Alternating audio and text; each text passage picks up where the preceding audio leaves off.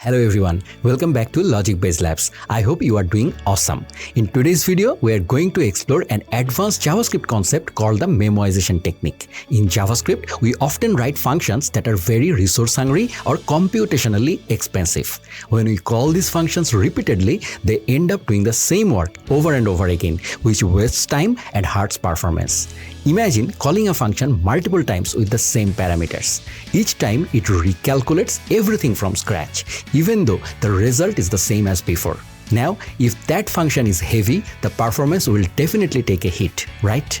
Memoization is used to solve exactly this problem. It's essentially a smart approach that stores the result of a function the first time it runs, so that the next time you provide the same input, it can return that result immediately without recalculating. So, in today's video, we'll see how memoization actually works, how to apply it, and which concepts we need to understand it properly. Let's get started without any delay. Let's start with a simple example. Imagine we have a function called add. This function takes a number as a parameter and returns that number plus 10. Pretty straightforward, right? But let's assume this function is actually doing something very expensive or heavy. For instance, it might be fetching data from an API, performing complex calculations, or sending multiple requests. Basically, something that uses a lot of CPU and memory. Calling such a function repeatedly means repeating the same heavy work over and over, which is quite expensive for our system.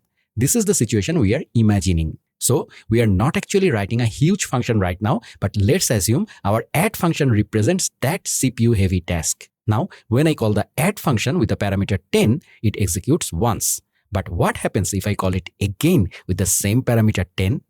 Yes, the add function executes again. In other words, calling it twice with the same parameter means doing the same computation twice.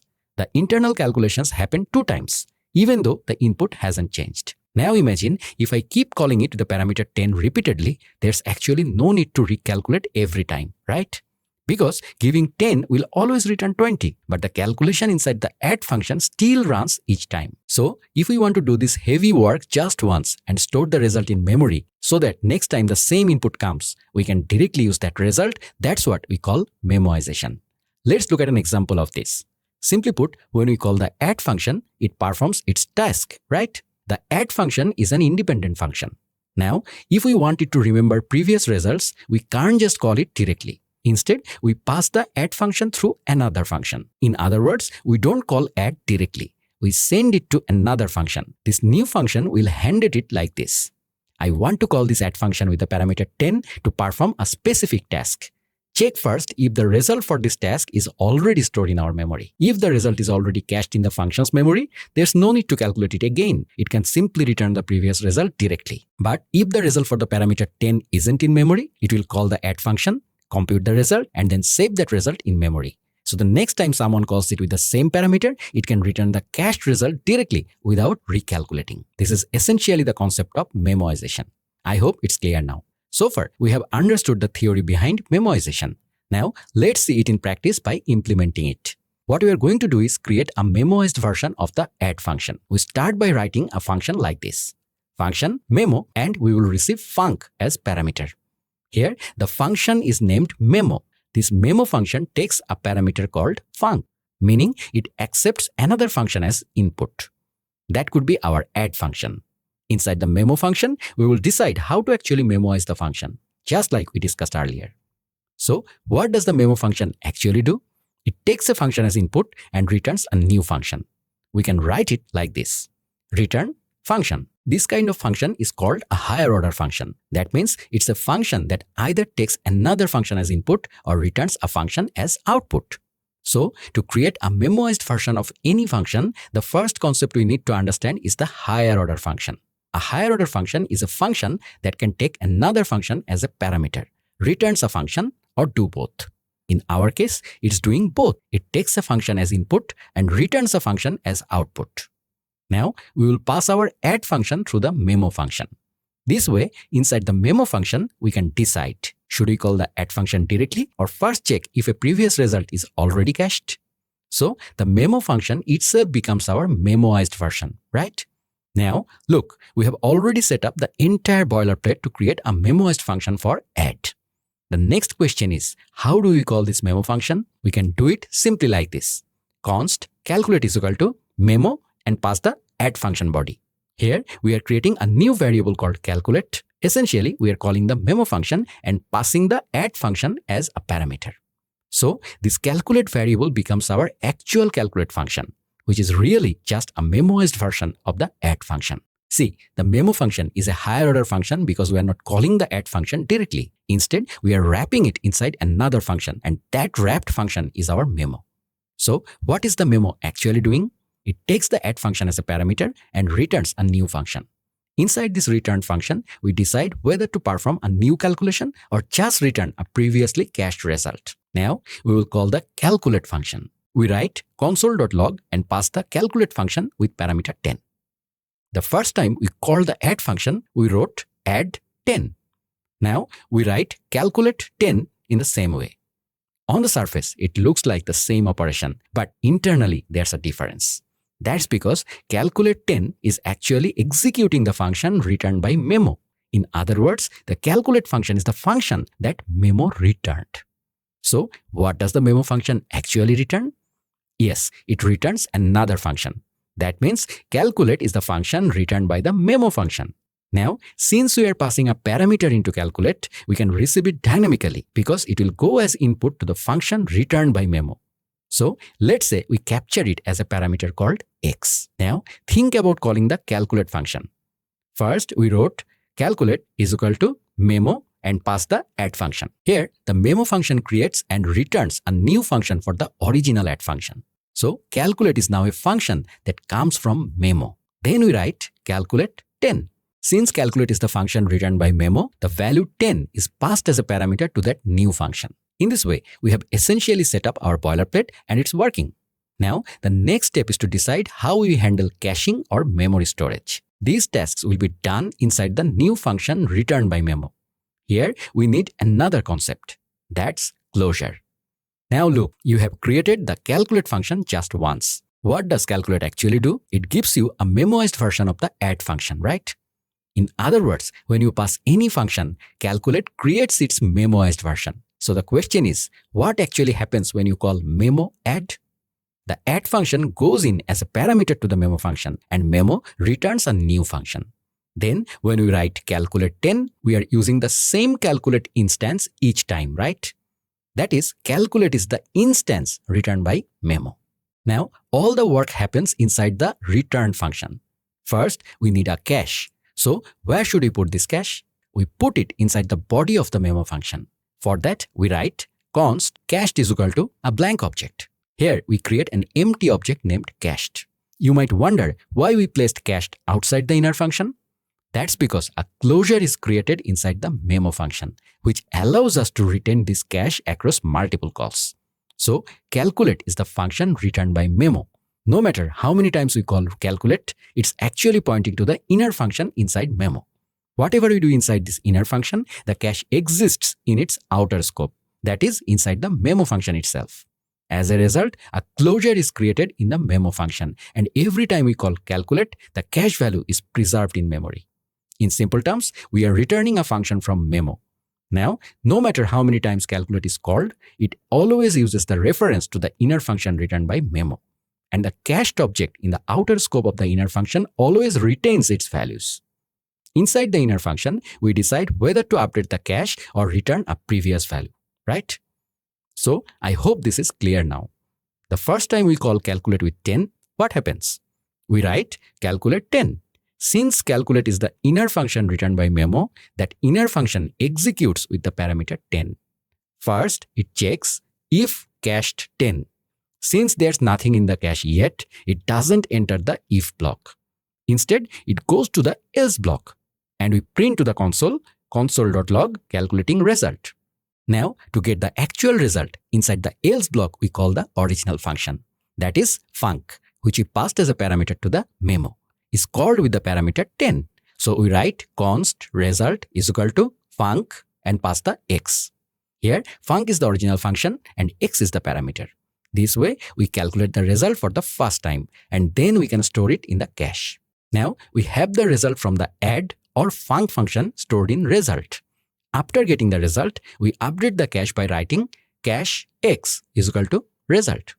This means we have stored the result in the cache under the parameter x. Our cache is now set up. Finally, the inner function needs to return a value. So we return result. This completes the process for the first time, that is for the else block. The second time we call calculate with 10, the condition if cache 10 will match. That's because last time in the else block, we updated the cache. And since the cache exists in the outer scope and is preserved by the closure, it remembers the value, allowing us to return the result directly from cache 10. So now, inside the if condition, we can simply write return cache x. This creates our memoized version.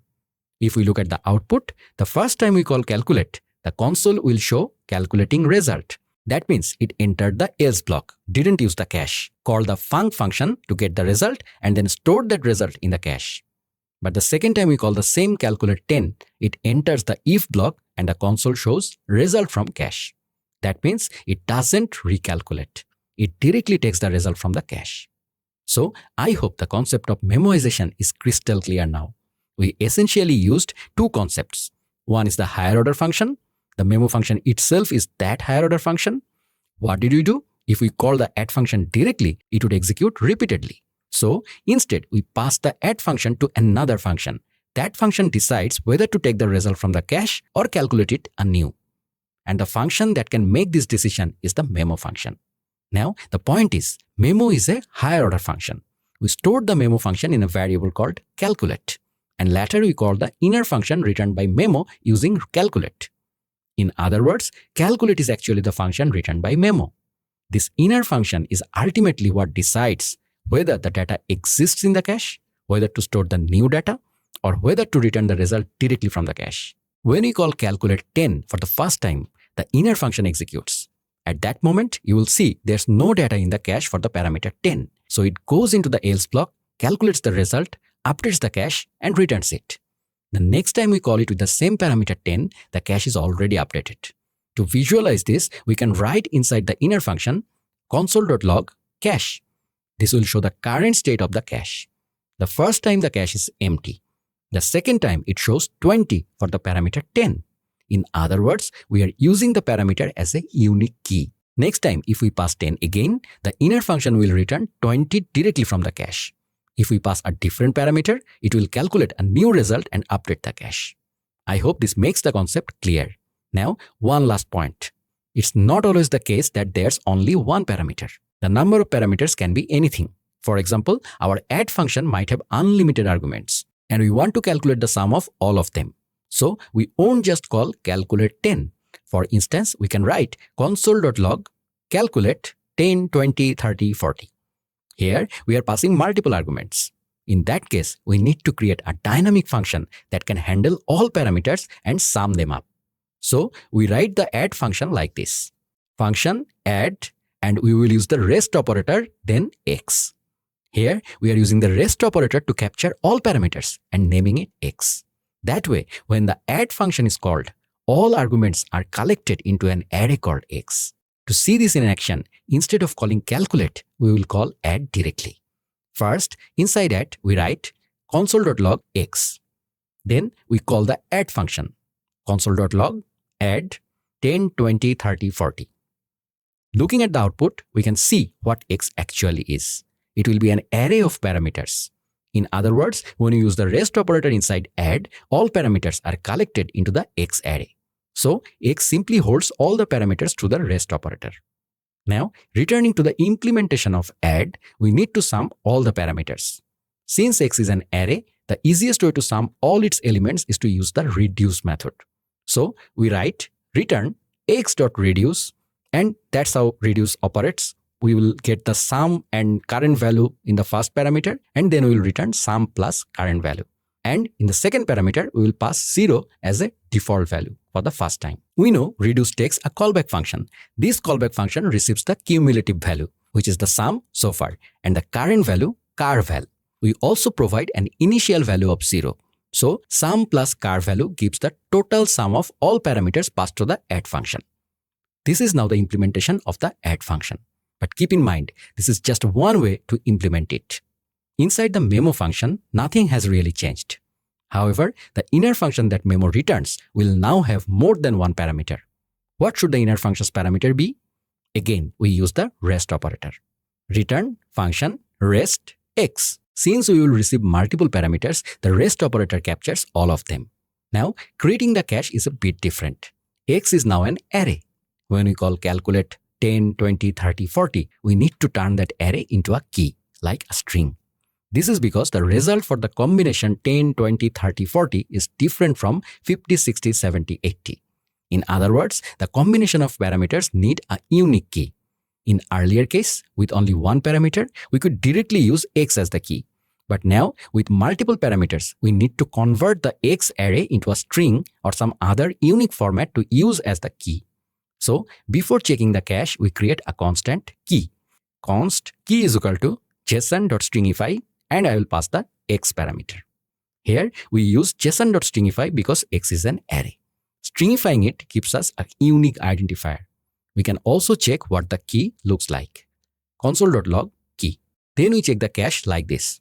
If cached key, that is, we check the cache based on the key. If the key already exists in the cache, we return cached key directly.